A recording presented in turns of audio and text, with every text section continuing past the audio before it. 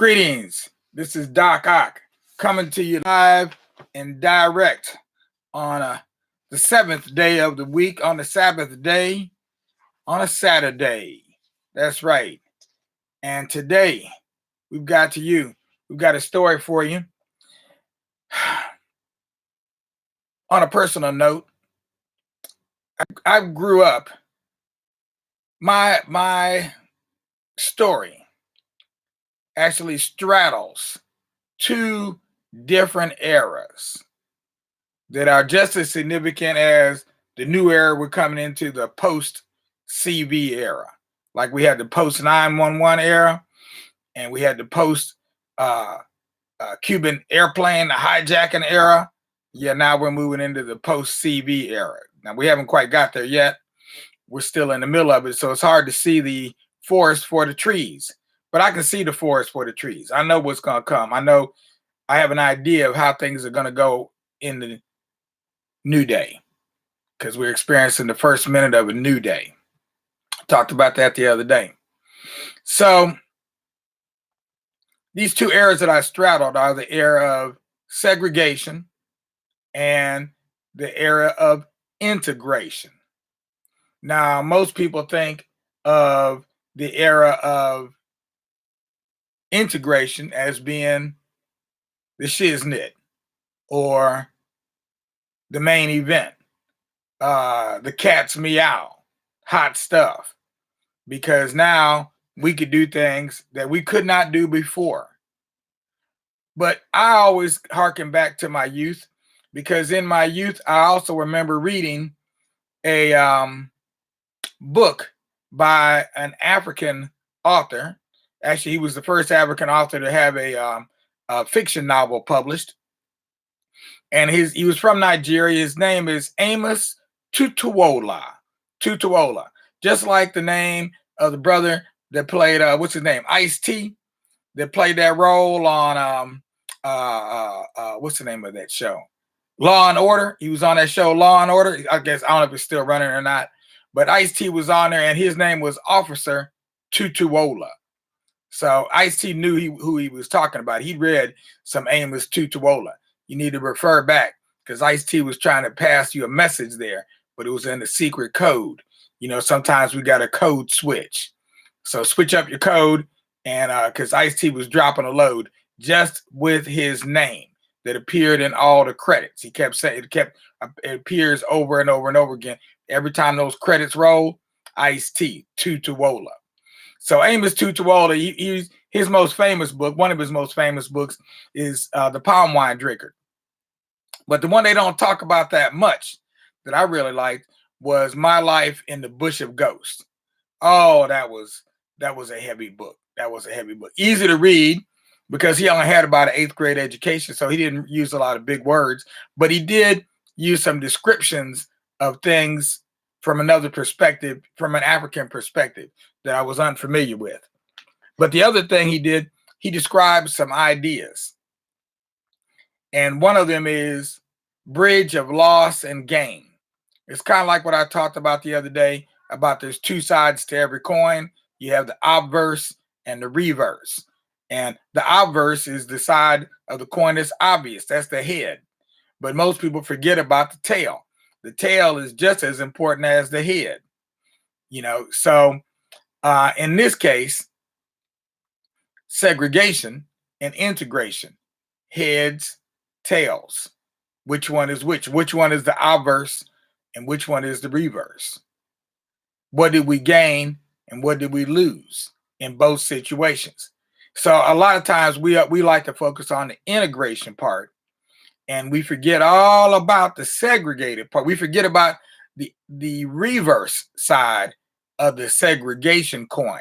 We only think about the fact we couldn't go to the same bathrooms, drinking fountains, and stuff like that. We don't even think about what we lost. And that's what we're going to talk about today. One of the things we lost were the quote unquote, the so-called Negro Leagues. Okay. And this book right here is another book by Kadir Nelson. You see his name down there at the bottom of the page. I believe he wrote the story, but he definitely, if he didn't write the story, he definitely did all the illustrations because they're done in a Kadir Nelson style. When you see it, you know you're going that extra mile because you're styling with Kadir. And we got him right here. And so he talks about we are the ship. Okay. All else to sea. That was a quote from Rube Foster, the founder of the Negro National League. So when we talk about these Negro leagues, baseball back in the day of segregation, was a whole different kind of animal. It was a whole different kind of animal because you could do things in the Negro leagues they won't allow you to do in the integrated leagues because they considered it to be unfair competition, more than they could handle. So therefore, they outlawed some of the things that we used to do in the Negro leagues, particularly in terms of the pitchers and what kind of pitchers they could use. Because the world's greatest pitcher, still today, has got to be Mr. Satchel Paige. And here's Kadir Nelson's rendition of Brother Satchel Paige. I'm going to go ahead and tear that off right there. And Satchel Paige, he did make it to the big leagues, quote unquote, the Major League Baseball. And he played for the Cleveland Indians, but he also played for a number of teams in the Negro leagues. And here he is in a picture here drawn by Kadir Nelson. Beautifully illustrated book. I mean, this book has some illustrations in it that'll make your eyes pop out. So if you don't get it for anything else, get it for the artwork. Okay, beautiful artwork. Sure to inspire some young artists coming up. So Satchel Paige was not only one of the world's best pitchers, he was also the oldest rookie ever in the major leagues. We don't know exactly how old the brother was. They used to, that was a big question, was how old is he? You know, they used to ask Satchel Paige, how old is he? Like people ask the current president, when is he going to show his tax returns? And he'd be like, well, and him and he haw. They even went back and asked his mama. Even his mama couldn't say exactly when Satchel was born. Now that's saying something. Even mama didn't know. But the reason I brought this whole story up is because right now, today on a Saturday, there's no baseball. No baseball. Baseball season should have started already. Probably this weekend, maybe last weekend, but it should have started right about now because it's a springtime game. It starts in the spring, it ends in the fall. What do they call it? The October surprise. But this year, there's no baseball. We don't hear the crack of that bat in those baseball stadiums. Instead, baseball stadiums, football stadiums, every stadium we can find is being turned into a field hospital to deal with this virus. Okay, so I just wanted to harken back to the day when Black people, when we had our own teams, and they didn't just play during the spring and the summer, they played all year round. So when they were done with one season, they went on to the next season. So they had an alternate season that was played all throughout Latin America, down in Cuba, go down to Mexico, maybe Venezuela, all down in through there to, those Caribbean islands. So Black people in the main promoted baseball beyond the shores of the United States of America. In the U.S., people in general considered baseball to be an all-American sport. Like they had the sport and they were going to keep it all to themselves and they were going to let nobody else play the sport because it's an all-American sport. It was Black people that took that sport and said, hey, we got something we can share with the whole world. Plus, it doubled their income. It meant that they didn't have an off season and an on season when they weren't working. They weren't getting paid a lot of money.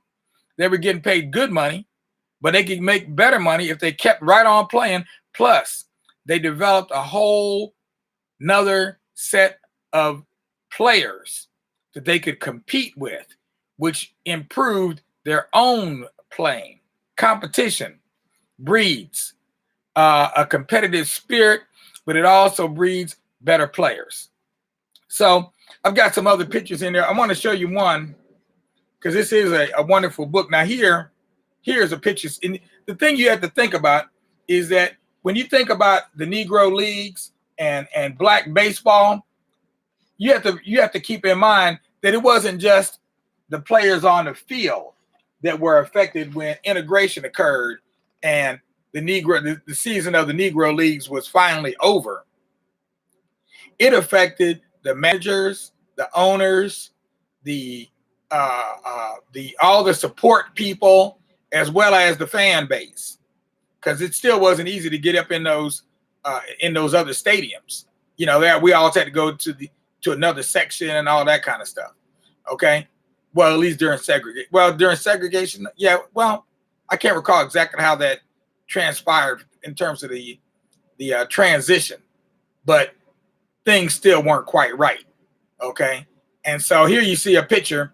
I believe this is a depiction right here of Rube Foster, who was one of the main proponents of the Negro leagues. He was the owner of one of the leagues. I think there were, if I'm not mistaken, there were two different Negro leagues.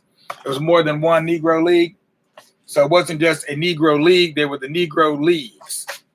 Okay, if I'm not mistaken. Check me on that. If I'm wrong, let me know, because I could be lying. I know I'm not flying because crows don't grow this big. You know what I mean? You know what I mean? Now here's a picture from an all-star game, and you see all kinds of teams represented, so you can get an idea of how many teams were made up. This Negro League was made up of. Now the other thing is that this was a very democratic, okay, conflagration, because not only were men allowed to play in the Negro leagues, there were even some women. There were some great women ball players. That's right. One of them was quite famous. I think she was like a shortstop. I don't think she was a catcher, but she was very famous as a baseball player. And then one of the most famous women of all is Effa Manley, because she owned one of the Negro League teams. So we actually had a woman owner of a Negro League team way back in the day, before what do they call it? Before the women's rights movement had really taken hold and equal rights were really forthcoming for women. We were already doing these things. Same thing with baseball, maybe even with football too, but definitely baseball and basketball. That's what I was thinking, baseball and basketball. Okay, because we started teaching black women how to play basketball many moons ago. It was the men that taught the women. The women didn't just pick the game up on their own. We actually went out and promoted black women playing some of these sports. So here you have a ticket from the first Colored World Series. I'm not going to read. We're not going to read this whole book. I'm not going to be able to show you all the pictures from the book, but I am going to show you a few. And this one here is real special because the first part you see, the first thing you see are the 2 pages here with the picture of the first colored Negro World Series ticket. And then when you take this picture here, take that page there, and then you open it up, it becomes a panoramic view from October 11th, 1924, Kansas City, Missouri. And here you have, who is it? The Kansas City Monarchs playing the, I don't know the last name of the this team, but they're the Hillsdale team. I just don't know the last name of the Hillsdale team. I'm not familiar with that team. Okay. Typically, it was the Homestead Grays and the Kansas City Monarchs. They've ruled the Negro Leagues for years and years and years. And I got to put this page way up here where I can't even see if you can see it there. You can kind of see it there. So the page starts over here, and then it goes all the way across. So you get a double page fold out there. It's huge. I would love to see the original painting that he did that this came from, that image came from, because that is a fantastic drawing with the team owners and everything there. Okay. So at any rate, the whole idea here is that bridge of loss and gain. Yes, we gain some things with integration, but at the very same time, we lost some things. So it's a bridge of loss and it's a bridge of gain. And whether you think we gained more than we lost or we lost more than we gained, that is a matter of perspective. It could be debated for quite some time. Personally, I know that we lost a lot. Okay, I know we lost a lot. Even down to the like I said, I talked about the support people, even down to the accommodations, because we had to use that green book when we were going across country trying to find places to stay because we just couldn't go and stay at the Hilton or the Marriott or the Best Western or the Holiday Inn. Even if you did have a friend, you still couldn't stay at the Holiday Inn. Not if you were black. Those places were not friendly at all. So think about it. Give me some response. I see some people waving over here. Jeff Perry and Dante Bailey. How y'all doing out there? I see you. Boom. Waved at you. Okay. So we'll be back at you tomorrow, Monday morning, with a piece on work and the work ethic and how should we look at our work, because basically, work is life, life is work. We all need to have something to do. Otherwise, why are we here? Even the ants have something to do. They always got something. They stay on their job. But I don't think any of them hate their job. And that's what we're going to talk about tomorrow. Okay? Should we love our jobs or should we hate our jobs? Maybe this is the same thing that we've been talking about, this whole idea, the obverse and the reverse, the two sides of the coin, bridge of loss and gain. All right, so you got a few things to think about. We're still going to come back tomorrow. We got one more day. We'll come back tomorrow with a special note, and then we'll go move on into the next week. In the meanwhile, have a good day. Sorry that there's no games for you to watch today. I guess you're going to have to play your own game. Maybe that's what I'll feature tomorrow. I got a football game over here at the house that you can play. Of course, you could always play Madden. You could do your online stuff, but maybe you can do something with the family where everybody can participate and actually interact with everybody. Hey, there's an idea. Yeah, maybe we should try that. All right, now, peace out without a doubt.